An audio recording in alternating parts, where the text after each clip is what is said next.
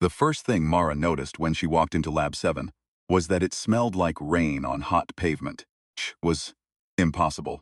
They were 300 meters below the surface of Kepler Station, a processed air facility with titanium walls and a recycling loop that had not seen actual weather in 11 years. The smell was there, earthy, sweet, something underneath it like iron. And she stood in the doorway a moment longer than she should have, breathing it in before she caught herself. She sealed her respirator, old habit.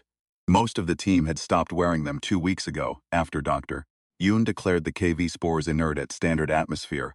Mara had not stopped. She did not trust things that smelled like home. The organism in the central cultivation tank was, by any scientific measure, beautiful. That was the problem. It had started as a cluster of gray-brown nodes the size of eyes her thumbnail, covered from the wreckage of the Kethserse vessel they'd pulled out of the debris field around Proxima 7. 7 months of cultivation, and it had become something else entirely. A spreading lattice of deep crimson filaments, each no thicker than a human hair, rising toward the UV lamps in slow, trembling arcs. Under the lights, they glowed faintly, a low amber pulse that moved through the entire structure in waves, like a heartbeat. Something breathing. The research team called it the bloom. The official designation was Specimen KV7. Pura, in her personal logs, had taken to calling it the Persuader, though she had not told anyone that. "You're early," said Dex from his workstation. Sergeant Dex Harlan had been her field partner for 3 years. Boots on the ground on the Proxima dig, the two of them in a rated suit for 40 hours while they cut the Keth vessel apart plate by plate. He was a broad man with dark skin and a gap-toothed smile that he deployed generously, and Mara trusted him the way you trusted your own heartbeat. Without thinking about it, until the day the rhythm went wrong. The rhythm had gone wrong 11 days ago. She watched him now as she moved to her terminal. He was entering cultivation data with careful, unhurried attention. His coffee sat untouched at his elbow. Dex, who had once drunk 4 cups before the morning briefing. He was humming something quiet. She didn't recognize the tune. "Ewan wants a full structural report by noon," he said without looking up. "I know. She's talking about accelerating the Phase 2 timeline." Mara pulled up the overnight growth logs. The bloom had added another 11 centimeters of filament extension since midnight, accelerating it to when? End of the week. She let that sit for a moment. Phase 2 meant controlled atmospheric dispersion. It meant letting the spores circulate freely through the station's lower levels under monitoring conditions. It meant everyone breathed them. "That's fast," she said. Dex finally looked at her. His expression was mild and even, the way a lake is even just before you notice there are no fish in it. "It's going to be fine, Mara." She nodded and said nothing. She had learned, over the past 11 days, that arguing with Dex was like arguing with a wall that occasionally smiled at you. The Keth were not a species humanity had met in the flesh. They had left behind only artifacts, the survey vessel, which appeared to have been operating autonomously for an unknown period before it failed, 17 data cores that had so far resisted decryption, and the bloom, which had been found in a sealed cultivation chamber in the ship's aft section, alive and apparently thriving in conditions that had killed everything else aboard. The leading theory was that the Keth had been cultivating it. The next leading theory was that the bloom had been cultivating itself. Nobody at Kepler Station had yet proposed a third theory, though Mara had been building one in the margins of her personal logs for 8 days. Theory was this: the bloom was not a plant, it was not an animal, it was an argument. A very old, very patient argument that species had encoded into a living thing and sent into the universe. And the argument was simple. It was be happy, it was stop fighting, it was we found the answer and here it is, breathe it in. The oxytocin analog the spores released was well documented, Dr. Yoon had published a working paper on it within the first month. What Ewan had not published, what she had, Mara suspected, actively chosen not to examine, was the secondary compound the spores released after the initial euphoric cascade, a long-chain peptide that bound to specific receptors in the prefrontal cortex and, over a period of 7 to 12 days, quietly walked you away from yourself. Not dramatically, not like a weapon, like a tide. You didn't notice the shore moving. Just noticed one morning, that you were humming a tune you didn't recognize, and your coffee was cold, and you were fine with it. Mara's daughter was named Petra. She was 16 and she lived with Mara's ex-husband on the colony ship Yevgenia, 2 months away at current transit. And Mara had not seen her in 14 months. She had a photograph on her terminal.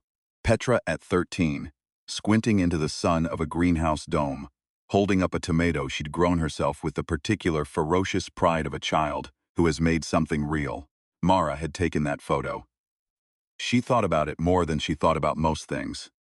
On the 43rd day of cultivation, a week before Phase 2, Mara did something she was not supposed to do. She was not supposed to do it for the same reason, Doctor. Lead technician, a nervous young man named Farouk, was not supposed to take a clipping of the Bloom home to his cabin. Company regulation, biosecurity protocol, basic common sense. Farouk had done it anyway. She'd found out because he told her about it. In that flat, pleasant way of his. The way he'd been telling her things since the day he walked into Lab 7, without his respirator, and breathed in a full lungful, before anyone noticed. Mara did it anyway. She took a sealed sample, a single filament, dormant, in a nutrient medium no bigger than her thumbnail, and she packaged it for long-range tight-beam transmission. Not the physical thing, the genomic sequence, the growth parameters, the molecular architecture. She sent it to the Yevgenia. She sent it to Petra. In her log that night, speaking quietly into the recorder because the words needed to exist somewhere, she said, "I know this is wrong. I know it's a violation. I know it. But she's been having a hard time. Father says she barely comes out of her cabin. She's not eating right. She's 16 and she's alone out there on that ship. And she can't see me for another 8 months. And this thing, the Bloom, it makes people happy. I've watched it. Whatever else it does that first. It does that cleanly. And she needs that. She needs something." She stopped the recording, started it again. "I'm telling myself that makes it okay. I'm telling myself I'm a scientist, and I know the dosage, and I can manage the exposure. I'm telling myself I love her, and I want her to be all right." She stopped again. The amber light of the Bloom pulsed softly through the viewport in the door of Lab 7 down the corridor, painting the wall of her cabin a faint gold.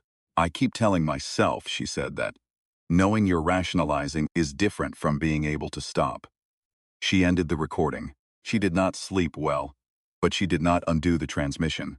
Neka Osi had been Kepler Station's head of biosecurity for 6 years, and she had, in that time, developed a finely calibrated distrust of things that made people feel good. She was a compact, angular woman with close-cropped hair and a voice, like a key turning in a lock, and she had flagged KV-7 as a Category 3 biological concern on the day it came through decontamination. She had been overruled by Dr. Hewen, who had the ear of station command, and 3 published papers on Keth biology and a budget that kept getting renewed. Neka kept flagging. On day 31 of cultivation, she filed a formal incident report, noting that 6 members of the research team had stopped wearing their respirators, and that behavioral changes, consistent with long-term altered neurochemistry, were observable in at least 3 of them. Station Commander Rowe reviewed the report and told her, not unkindly, that she was welcome to continue wearing her respirator. On day 38, she filed a second report noting that Dr.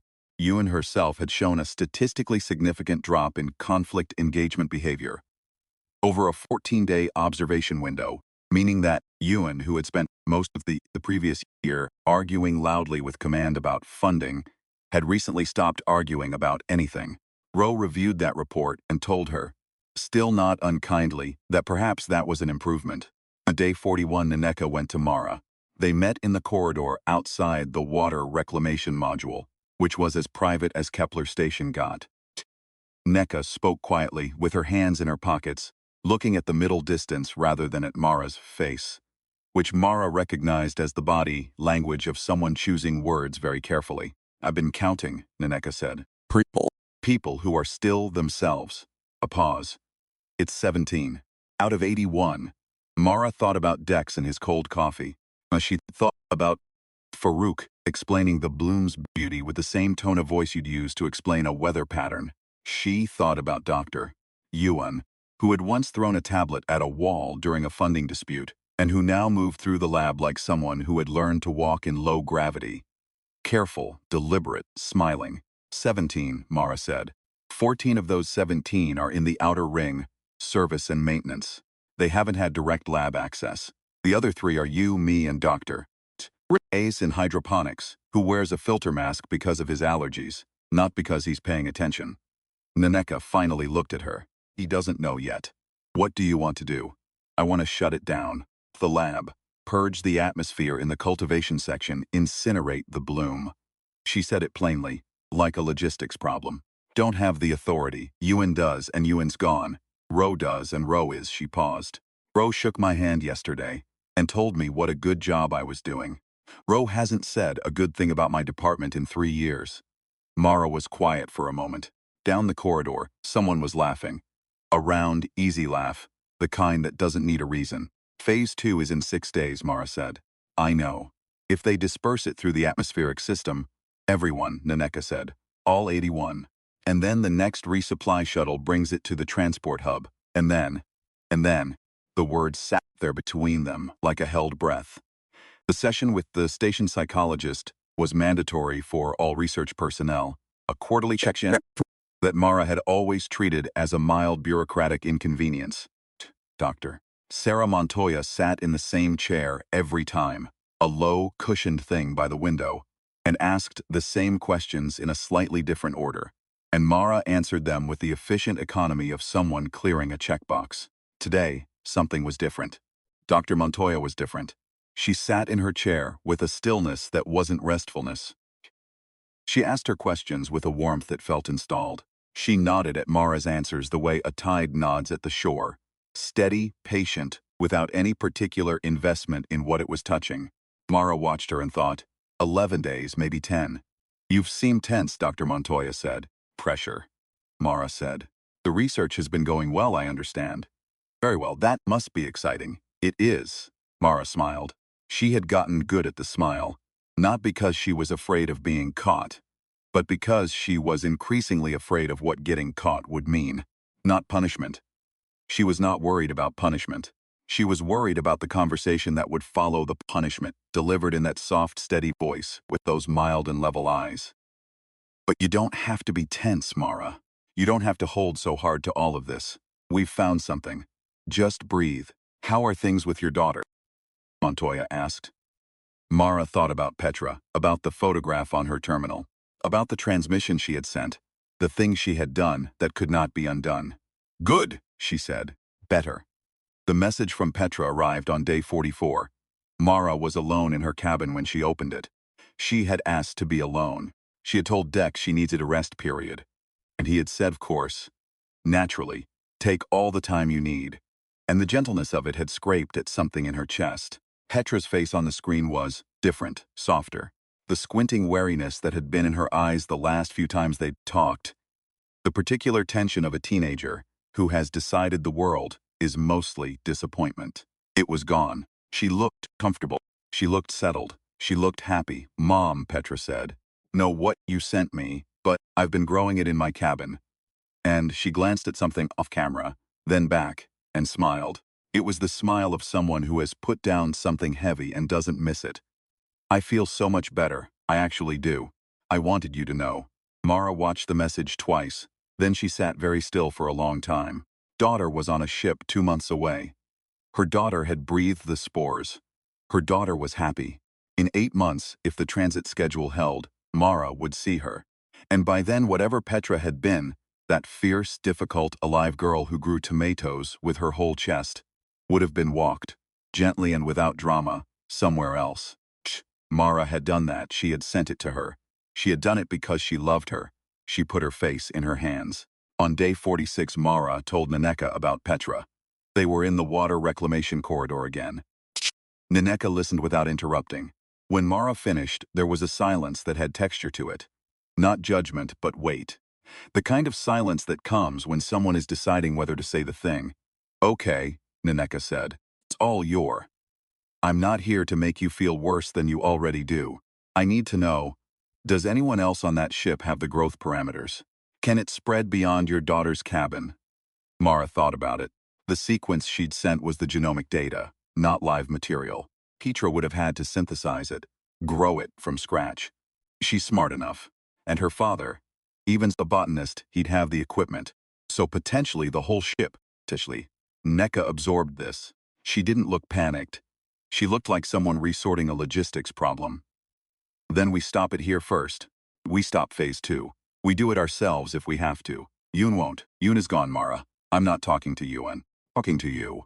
It was the first time anyone had said it that plainly. Yoon is gone. Not compromised, or affected, or any of the soft words they'd been using to slide around the reality. Gone. The word landed in Mara's sternum and stayed there. There are 17 of us, Naneka said. We're not enough to lock down the station. But we're enough to lock down Lab 7. All I need is 15 minutes in the atmospheric control room to drop the temperature in the cultivation section to -40. Everything in there dies, the bloom, the spores in the ducts, all of it. 15 minutes. And Ewan? Ro? Dex, they'll try to stop us, peacefully, probably. They don't get violent, I've noticed. They just insist. They're very good at insisting. A thin pause. We may have to physically detain some of them. Mara thought about Dex. 3 years. His gap-toothed smile. The way he used to argue about the best way to cut through a Keth hull plate. Loud and confident and completely wrong, and they'd both loved it. I'll be there, she said. They went at 0300. 10 people in 2 teams. Naneka leading the first to atmospheric control. Mara leading the second to Lab 7 to manually override the cultivation chamber locks. They wore respirators. They had practiced the route. They had not told anyone outside their 17. Lab 7 was quiet. The bloom pulsed its amber light through the dark. Mara got the first lock open in 90 seconds. The second took 3 minutes, because her hands were shaking, and she made herself breathe slowly, methodically. The way she had learned to breathe in a rated suit in vacuum. And the lock opened. She was moving toward the third when the corridor lights came on. Dex was standing in the doorway. Not alone. Behind him were Farouk and 2 of the senior technicians, and Dr. Yoon herself, in a white coat and bare feet, who had apparently come directly from sleep. They were not armed. They stood in the bright corridor light, with expressions of calm, mild concern, like people who have come to help you with a problem.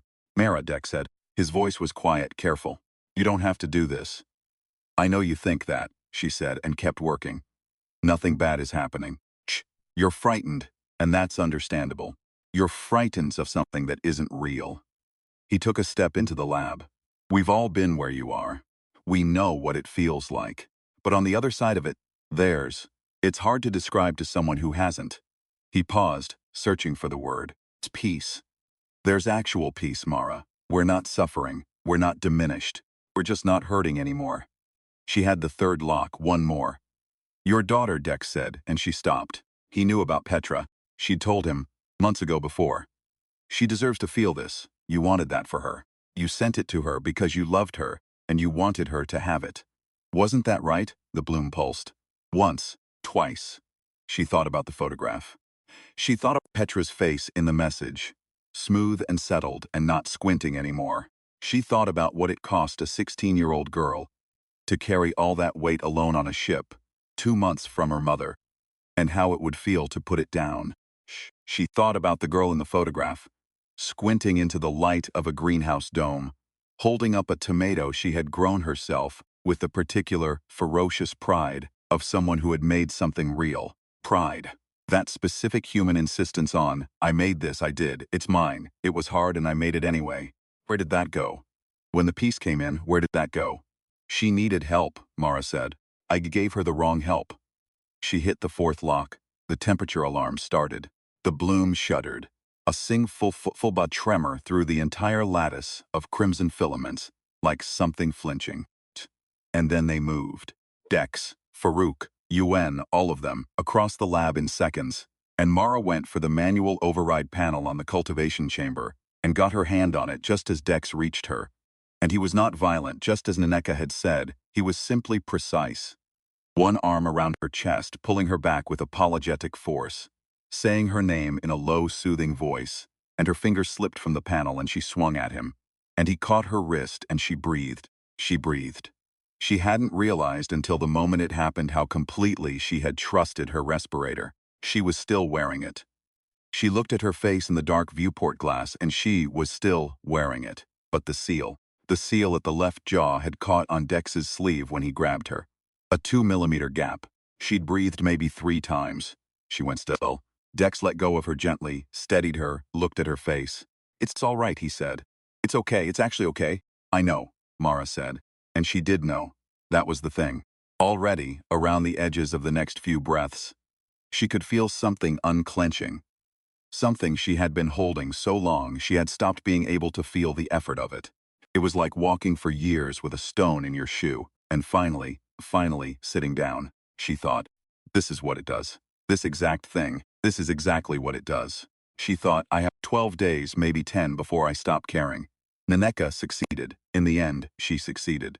Atmospheric control had been a harder fight. 2 engineers who'd blocked the door had to be physically moved. And one of Naneka's team had his respirator pulled during the struggle, which meant they were down to 13. But Naneka had got through, and the cultivation section had gone to minus 43 Celsius. And by morning there was nothing left of the bloom but a gray-brown residue on the floor of the tank, and the amber light was gone. The station felt different without it, flatter. The people who had been exposed moved through the corridors with the same mild calm as before. But something in the air had shifted. A lower frequency gone. Like a sound you hadn't known you were hearing until it stopped. Mara worked through the night and the morning after. She documented everything. Not the Bloom's biology, Yuan's team had volumes on that. She documented the people. She wrote down what Dex had said to her in the lab, word for word. She wrote down the timeline. Day 11, day 17, day 24, who changed when and by how much. She wrote down the dog. She wrote down Bella, Naneka's counterpart in the narrative Mara had built in her head. The one who'd kept flagging and been overruled and been dismissed as unstable and had, in the end, been right. She wrote down what she'd sent to Petra. She put her own name at the top of that section, and she didn't soften anything. She felt it coming, the whole time she wrote. Not dramatically, just a slow easing, like a muscle releasing. The tightness around her eyes she'd had for weeks. The weight behind her sternum. The specific exhaustion of being the person who believes something everyone else has stopped believing. She felt all of it beginning, very gently, to loosen. She wrote faster. Neka found her at hour 19, still at the terminal, hands moving, eyes red from the recycled air. "You should sleep," Neka said. "Not yet, Mara." Neka came around the terminal and looked at her face. She was a careful observer, Naneka. It was the core of her job. It was what she was, and what she saw made her go still. "How bad is the seal?" 2 millimeters, maybe 10 seconds of exposure. "I've been counting days." A silence. "The kind that has no edges." "Then I'll be the one who submits this," Neka said quietly. "No." Mara shook her head. "I'm the one who built it. I'm the one who sent it to my kid. This one's—" Naneka sat down in the chair across from her. She didn't argue, she just stayed. Mara kept writing. She sent the full report to the Colonial Science Authority on day 49. 37,000 words. Every data log, every personal observation, every video file from the lab cameras, her own infection timeline projected. The genomic data she transmitted to the Yevgenia with the specific packet identifier so they could quarantine it before it propagated. If they moved fast. If Petra hadn't already shared the growth parameters. If Ivan hadn't already had cause to use his botanist's equipment. She wrote a separate message to Petra.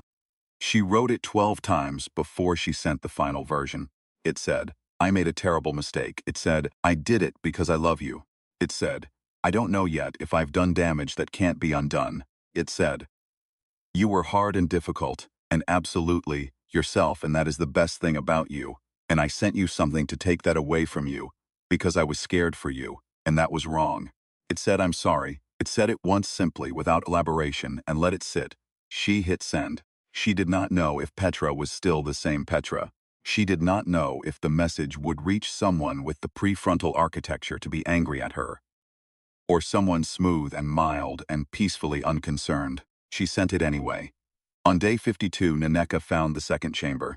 It was in the Keth vessel's data core files, an untranslated schematic that one of the cryptography team had been working on before the team was, by and large, no longer interested in decryption.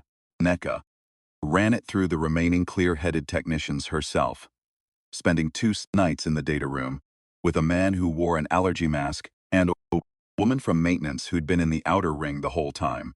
The schematic showed a vessel with not one but 12 cultivation chambers. The Kepler station survey team had recovered one.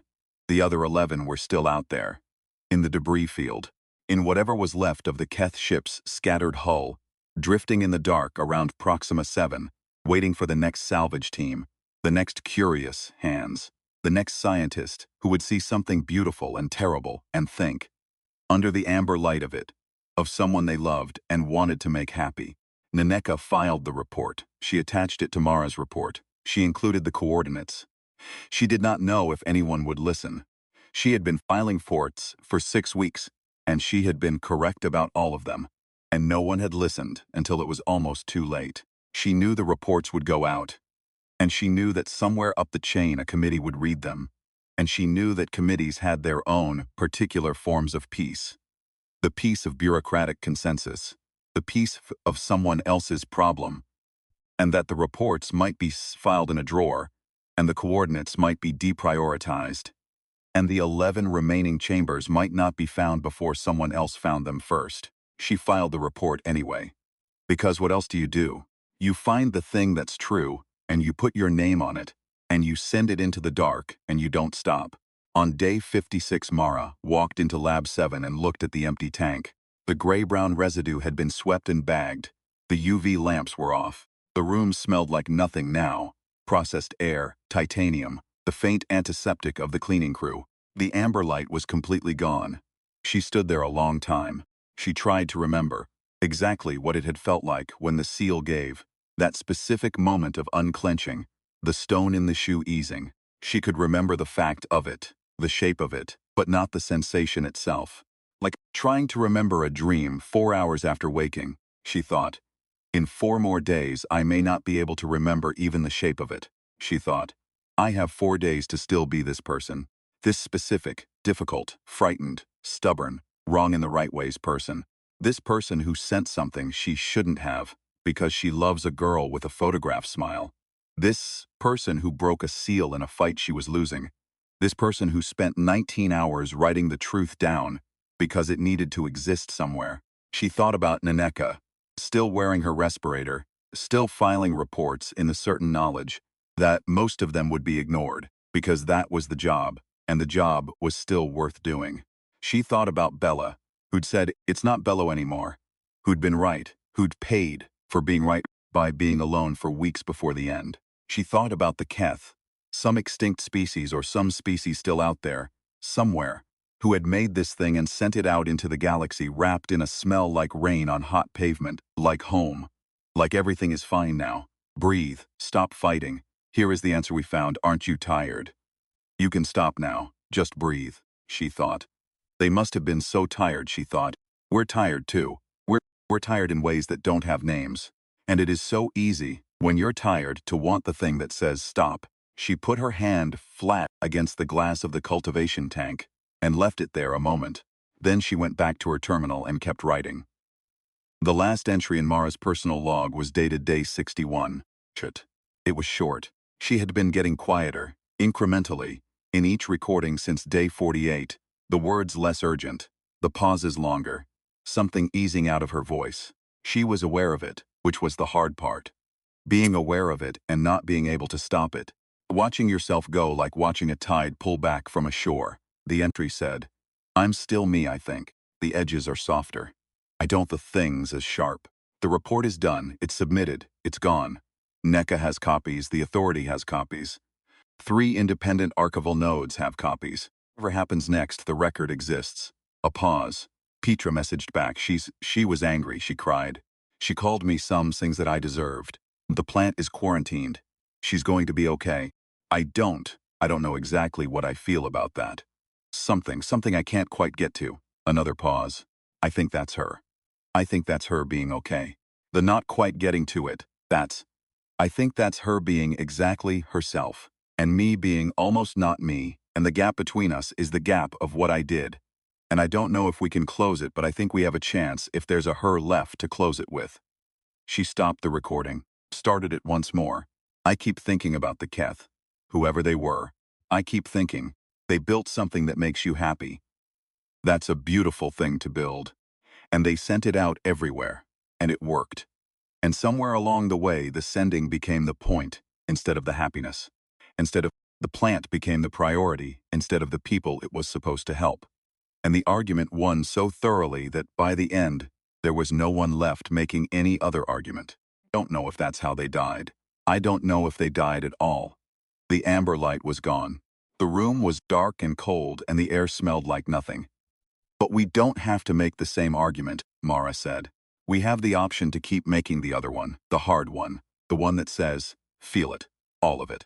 The anger, the grief, the 16-year-old girl who's furious at you and right to be, the exhaustion and the fear, and the specific small weight of having been wrong about something that mattered.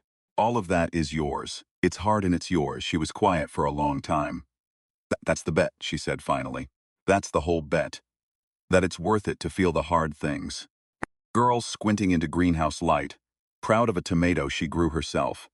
That she's worth more full and difficult and alive than she is soft and painless and gone. She stopped the recording. Down the corridor in the outer ring, someone was laughing. Round and easy. The bloom was gone, but the people it had changed were still changed. And they might stay changed. And the 11 chambers were still out there. And the Yevgena was still 2 months away. And the Colonial Science Authority had not yet responded. None of that was resolved. All of it was still true. Naneka was at her workstation. She was cross-referencing the schematic data with the survey team's original retrieval logs, trying to build a probability map for where the other 11 chambers had drifted. She had her respirator on the desk next to her coffee. She had a cup of coffee that was still hot, and she was drinking it. Mara sat down across from her and pulled up her own terminal. They worked.